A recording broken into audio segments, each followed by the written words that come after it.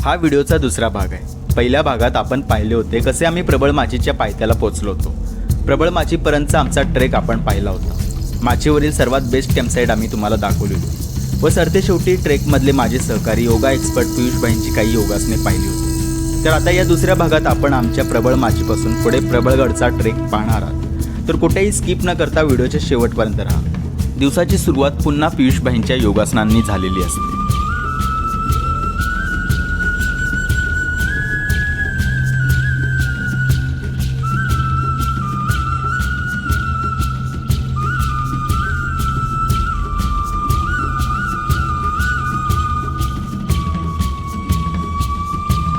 पियुष भाईंच्या कृपेने मलाही कितपत योगा येतो हे मी आजमावून पाहतो।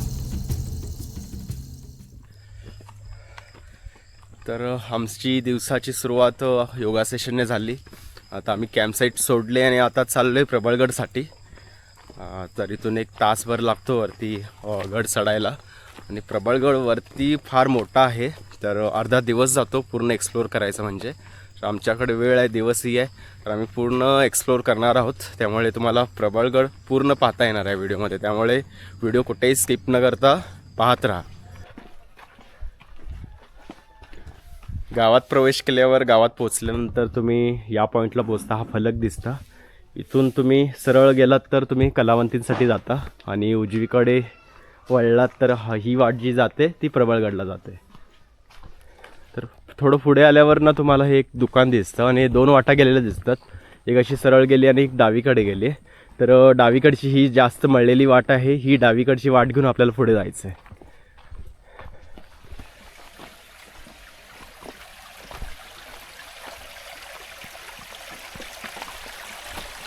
पुढे जसजसे आम्ही प्रबळगडाच्या अंगाजवळ सरसावू लागतो तसतशी चढाई तीव्र होत जाते।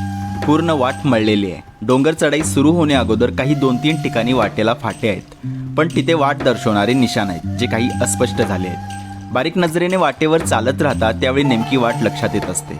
वाटाडा घ्यायचा झाला तर प्रबळ माचीवरील गावात भेटून जातात। वाटाड्यांशिवाय ट्रेकर मंडळींची काही जास्त गैरसोय होत नाही, पण नौख्यासाठी वाटाडा घेऊन जाणे ॲडवायझेबल आहे। देशासाठी जगायचं देशासाठी जगायचं रे शुभान सांगावं धाडलंय र देशासाठी जगायचं र शुभाने सांगावं धाडलंय र देशासाठी जगायचं रे वेल आली तर मारायचं र देशासाठी जगायचं गड्या डोंगरच राहणार चाकर शुभाच होणार आम्ही गड्या डोंगरच राहणार चाकर शिवाच होणार हे आम्ही गड्या डोंगरच राहणार चाकर शुभाच होणार आम्ही गड्या डोंगरच राहणार चाकर शिवाच होणार।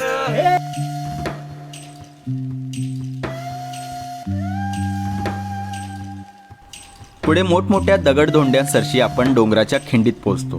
ही खिंड माचीवरून ही स्पष्ट दिसते, त्यामुळे त्या दिशेने आपण पुढे सरकत राहू शकतो। खिंडीतील ही चढाई गड माथ्यावर पोहोचण्याचा शेवटचा टप्पा आहे।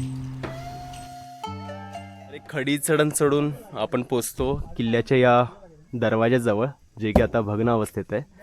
पण इथे तुम्ही आता गडपूजन पाहताय। काय नाव म्हणाल तुमच्या ग्रुपचं? मुक्त भटकन। ती मुंबईचा म्हणजे वेगवेगळ्या ठिकाणावरचे आहेत। तर त्यांचं हे 8वं वर्ष आहे की ते दरवर्षी येतात आणि आता दिवाळी जवळ आलेली आहे, त्यानिमित्ताने गडपूजन इथे करून जातात।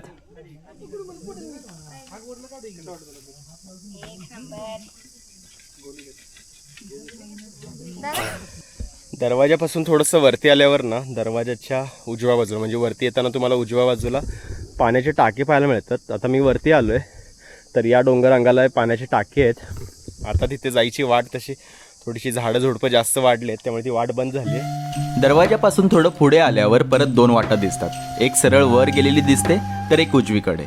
जर तुम्हाला फक्त जिथून कलावंतींचा सुळका दिसतो तो पॉईंट पाहायचा असेल तर सरळ वर चढणारी वाट घेऊ शकता।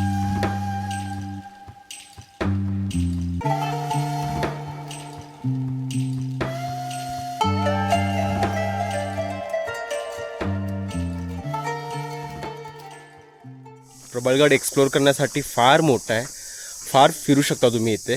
अख्खं घनदाट जंगल आहे आणि ज्यावेळी आपण प्रबळगडच्या आत येतो थोडंसं एक 5-10 मिनटं चालल्यावर ना आपल्याला किल्ल्याचे हे अवशेष दिसतात. हा राजवाडा आहे, अगदी म्हणजे शिल्लक राहिलेला आहे असं म्हणू शकतो आपण. पण जे काही आहे ती आपली इतिहासाची साक्ष आहे आणि ती आपल्यासाठी श्रीमंती आहे. किल्ल्याच्या इतिहासाचा उल्लेख करायचा झाल्यास इथे असलेल्या गुहेमुळे हा गड प्राचीन असल्याचे समजते. पूर्वी या किल्ल्याचे नाव मुरंजन होते. शिलाहार यादव राज्यसत्तेत हा किल्ला लष्करी चौकी म्हणून उपयोगात होता. पुढे बहामनीच्या काळात हा किल्ला घडला असा अंदाज आहे. नंतर निजामशाहीची इथे सत्ता होती. निजामशाही अस्त पावत असताना निजामशाही वाचवण्यासाठी निजामशाहीच्या वारसाला छत्र धरून सत्ता चालवण्याचा शहाजीराजेंनी प्रयत्न केला. पण मोगल बादशाह शहाजहान आणि विजापूरच्या आदिलशहाने तह करून संयुक्त फौज शहाजीराजेंवर पाठवली. तेव्हा शहाजीराजे कोंडाणा व मुंबरदेवाच्या डोंगरात निघून गेले. पुढे जंजिराच्या सिद्धीने आणि पोर्तुगीजांनीही त्यांना आश्रय देण्यास नाकारले. त्यानंतर ते जिजाऊ व बालशिवबासह लष्कर घेऊन मुरंजनवर आले. ते साल होते 1636. त्याचवेळी माहुलीचा तह झाला व मुरंजन मोगलांच्या ताब्यात गेला. पण सत्ता ही इथे आदिलशाहीचीच होती. पुढे 1656 मध्ये शिवरायांनी मुरंजन स्वराज्यात घेतला आणि मुरंजनचा प्रबळगड झाला. 1665 मध्ये पुरंदरच्या तहात तो पुन्हा मोगलांना द्यावा लागला. पुढे हा तह मोडला. मराठ्यांशी झालेल्या लढाईत राजपूत किल्लेदार केशरसिंह मारला गेला. त्याआधी इथल्या राजपूत स्त्रियांनी जोहर केला. नंतर झालेल्या झडतीत केशरसिंहाची आई व त्याची 2 मुले सापडली. पण शिवरायांच्या आदेशाने त्यांना सन्मानाने देऊळगावी मोगल छावणीत पाठवण्यात आले. नंतर किल्ल्यावर झालेल्या खोदकामात भरपूर धन सापडल्याचे समजते. तर गणेश मंदिर पाहिल्यानंतर आपण ही जी वाट दिसते इथे एक फलक लावलेला आहे, डिरेक्शन दिसत आहे तिथे आपल्याला. तर इथून गणेश मंदिराच्या इथून जी वाट जाते ती काळा बुरुज आणि अजून काही ठिकाण आहेत ते आता आपण एक्सप्लोअर करूच पाहू आपण. तर ही वाट घेऊन तुम्ही पुढे जाऊ शकता. फार कमी जण जातात कारण किल्ला मी म्हटल्याप्रमाणे गडाचा विस्तार हा फार मोठा आहे. फार वेळ लागतो, फार चालायला लागतं, अर्धा दिवस जातो आणि त्यामुळे फार कमी जण ही वाट घेतात आणि हा पूर्ण गड एक्सप्लोअर करत असतात. गडमाथ्याचा विस्तार फारच मोठा आहे, त्यामुळे वन्य संपदाही तेवढीच समृद्ध आहे.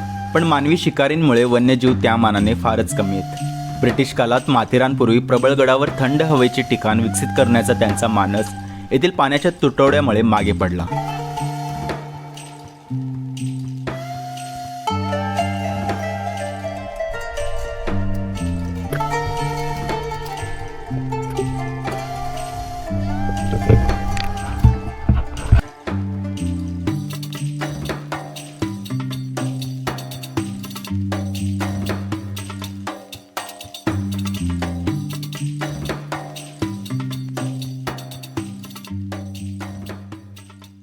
आम्ही या शेवटच्या पॉईंटला पोहोचलो. इथे बुरुज आपल्याला खाली दिसत आहे.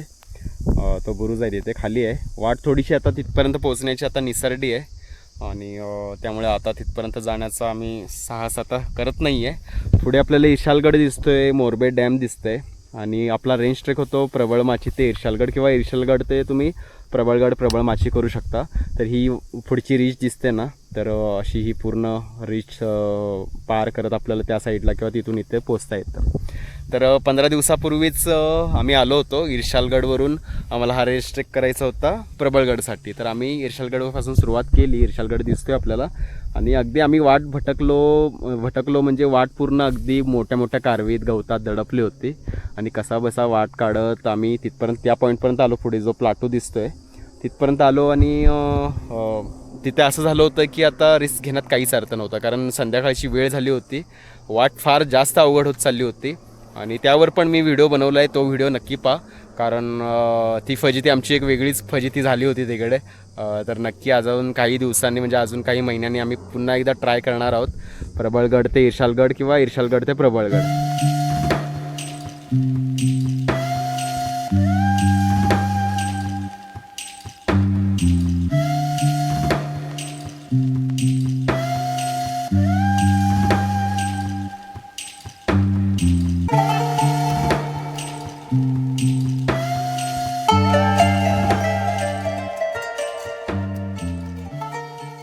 गणेश मंदिराकडून येतो त्यावेळी असं येतो आणि नंतर एका ठिकाणी तुम्हाला हा फलक दिसतो. तर इथे डायरेक्शन दाखवलेले आहेत मंदिराकडे, म्हणजे आम्ही मागून आलो ती वाली वाट आणि हा बुरुजाकडे.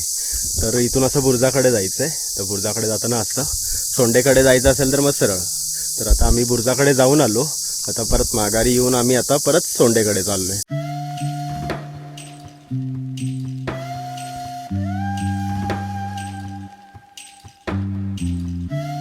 बोरीची सोंड पाहायला क्वचितच कोणीतरी जात असतं, त्यामुळे इतर ठिकाणांच्या मानाने वाट कमी तुडवलेली असते. वाढलेल्या कारवीत वाट दडपली होती, पण वाट कळून येत होती. पुढे ऑक्टोबर नंतर कारवी वाळायला लागते, तशी वाट स्पष्ट दिसायला लागते.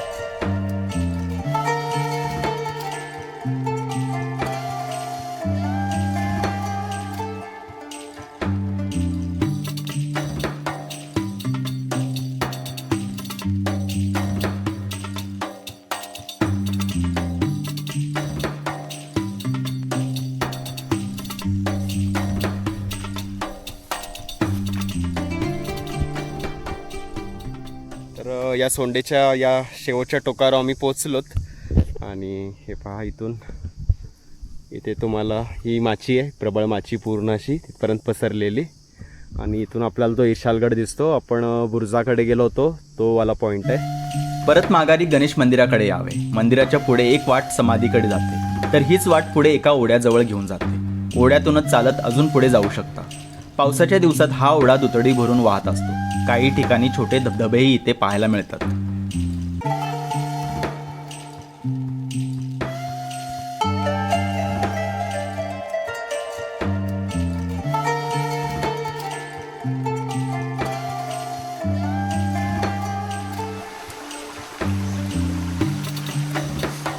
आणि हे आमचं वनभोजन, मॅगी आणि सलाड.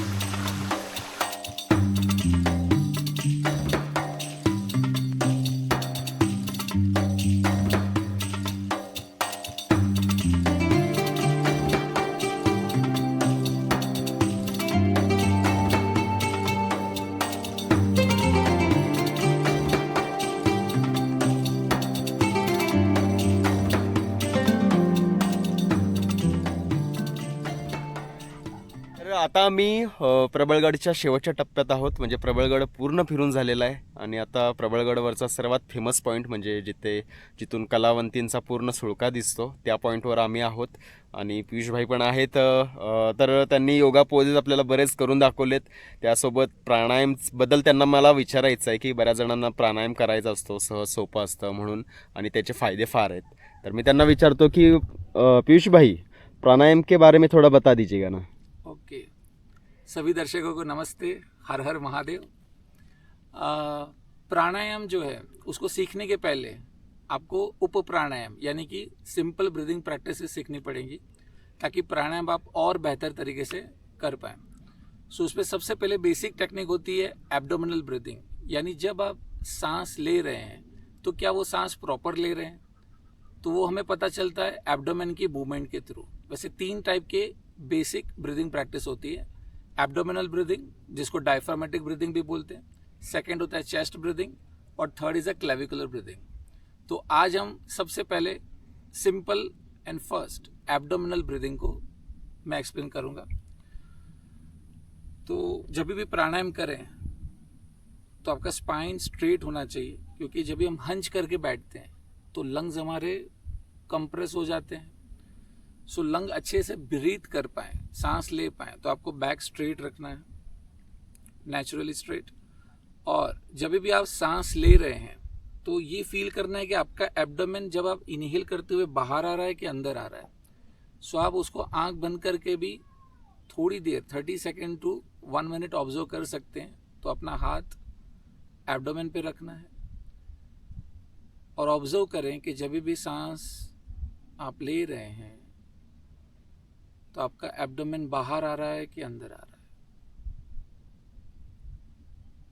इसे 1 मिनट तक प्रैक्टिस करें, और 1 मिनट के बाद अगर आप ये पा रहे हैं कि जब भी सांस आप ले रहे हैं तो एब्डोमेन बाहर आ रहा है और सांस छोड़ रहे तो अंदर जा रहा है नेचुरली, तो वो परफेक्ट आपकी ब्रीदिंग है। और अगर नहीं है तो इसे हम एब्डोमिनल ब्रीदिंग यानी कि उप प्राणायाम के थ्रू करेक्ट कर सकते हैं। तो आप क्या कर सकते हैं, नाभि के ऊपर हाथ रख के पहले हल्का सा एक्सेल करें और 2 सेकेंड का इनहेल करें, जिसमें आपका एब्डोमेन को एक्सपांड करने की कोशिश करें। जैसे बलून के अंदर हम हवा भरते हैं, उसी तरह से सांस जब आप लंग्स में भरेंगे तो डायफ्राम नीचे की तरफ आएगा तो एब्डोमेन बाहर की तरफ आएगा, और जब आप सांस छोड़ेंगे तो डायफ्राम ऊपर की तरफ आता है और पेट थोड़ा अंदर की तरफ जाएगा। तो इसे 30 सेकेंड हम करेंगे। Inhale 1 2, exhale 1 2, inhale 1 2, exhale 1 2, continue रखें इसे consciously. Inhale 1 2, exhale 1 2, inhale 1 2, exhale 1 2। तो शुरुआत में से 30 सेकेंड से लेके 2 मिनट रोजाना प्रैक्टिस करें। जब आपकी ये प्रैक्टिस परफेक्टली मास्टर हो जाए उसके बाद चेस्ट ब्रीदिंग यानी कि इंटरकॉस्टल ब्रीदिंग को हम नेक्स्ट वीडियो में प्रैक्टिस करेंगे। Thank you.